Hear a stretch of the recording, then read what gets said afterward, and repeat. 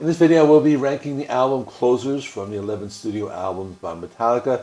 This is an update of a video I did not too long ago. I wanted to do another one because we have a new Metallica album called Setting Through Seasons. So for that reason, I'm doing this again. So with that being said, let's get it started. At number 11, I have All Within My Hands from Saint Anger. I think out of all the songs on this list, this is the one I don't really like that much. They have an acoustic version of this, which I like a lot better. I know they created some type of charity named after the song. For that reason, I have a lot of respect for them doing that. But I think this song doesn't really do it for me. I think James's vocals sound kind of strained when he sings. There isn't really anything memorable about the guitar playing. And of course, we have the Saint Anger drums. We don't need to talk about those. For that reason, I have this one ranked at the bottom at number 11. Coming in at number 10 is Fixxxer from Reload. I never really liked this song that much. I think when I first did the ranking, I had it ranked maybe at the bottom. I learned to appreciate it a little more ever since they played it live for the first time in many years. I think it was back in 2021 when they played it live. The song is about, or at least it's been open to interpretation, of child abuse or a father who did something he regrets. The song can be compared to the last song on Load, which is The Outlaw Torn, but that one's like a lot better. I think the song is not as good as that one. I still appreciate it. I like the opening guitar riff that Kirk Hammett plays where he makes the guitar sound like a siren. And overall, there are some pretty good guitar riffs. For that reason, I have it ranked right here. Coming in at number 9 is My Apocalypse from Death Magnetic. This is a traditional sounding thrash metal song. They were going for something that sounds like their 80s period. I think it's a good song. It's nothing really special. It's enjoyable. Gives you what you want. But other than that, there's not much else to say about it. It's a good song. That's why I have it ranked here, like in the middle or towards the end. But that's about it. At number 8 is The Struggle Within from the Black Album. This is probably one of the heaviest and thrashiest songs in the album. I think it's a very good song. I don't really hear a lot of people talking about this song. It seems to get lost within the other songs. But I've always liked it. I think it's worth getting some recognition. It has really good sound to it. I like the guitar riffs, and the guitar solo is a little more melodic. I think it fits well on this album, and for that reason, I have it ranked here at number 8. Coming in at number 7 is Inamorata from 72 Seasons. This has always been my favorite song from the new album. This was the first time since the 90s that they ended an album with like a Load-like song. I like the slow Black Sabbath-esque guitar riffs. I like how they reference other songs in the lyrics, such as like Misery Loves Company. They sing that in the chorus.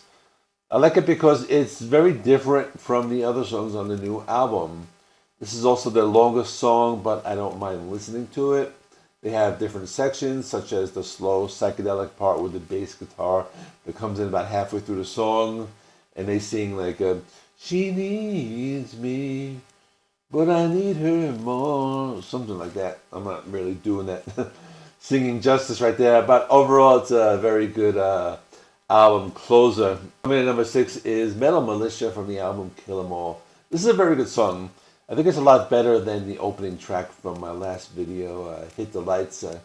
This is a great example of thrash metal because the first part of the song has that classic galloping guitar riff, and the main guitar riff has more of a new wave of British heavy metal influence.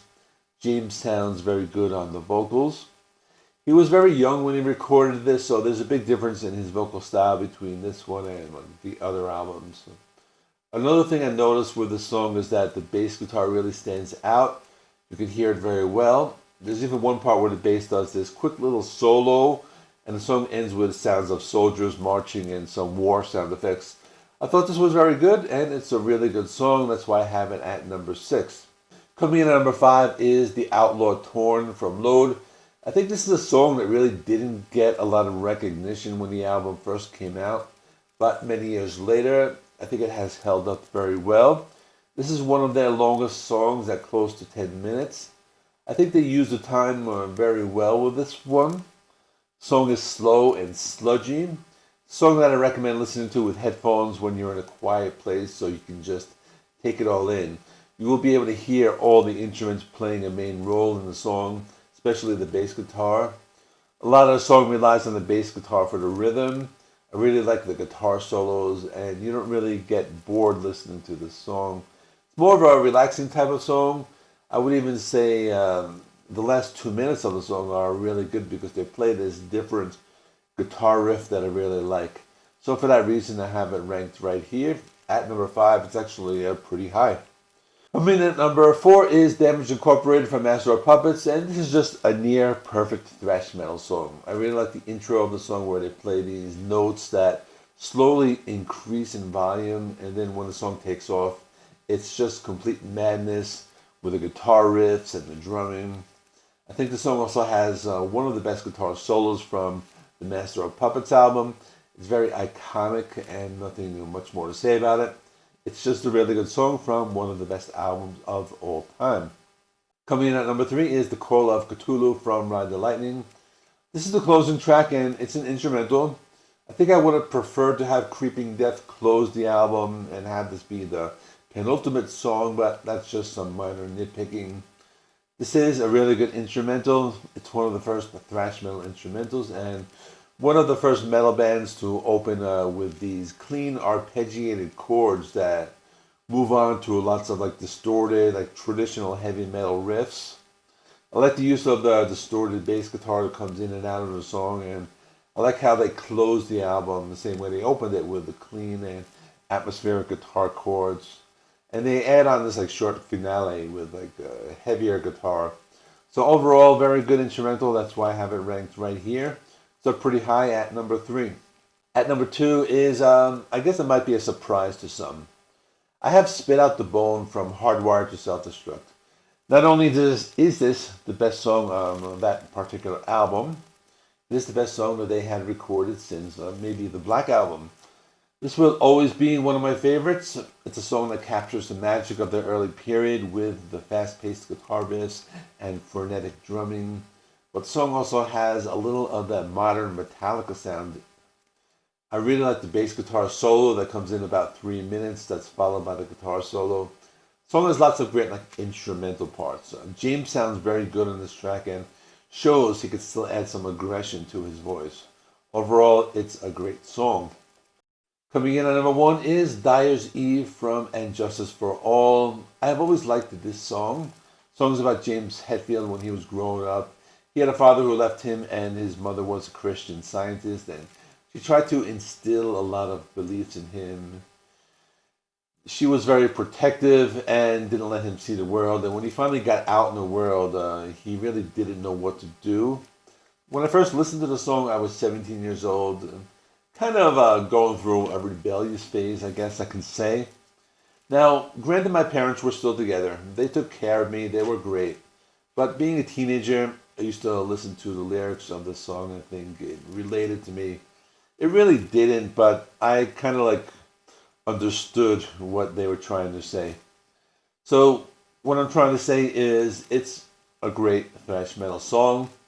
It's hard to believe that they went from this to Enter Sandman in just a few years. I really like the guitar solo in this. It's very melodic. So with that being said, it's just a great song and my number 1. I think this is the best album closer they've ever done.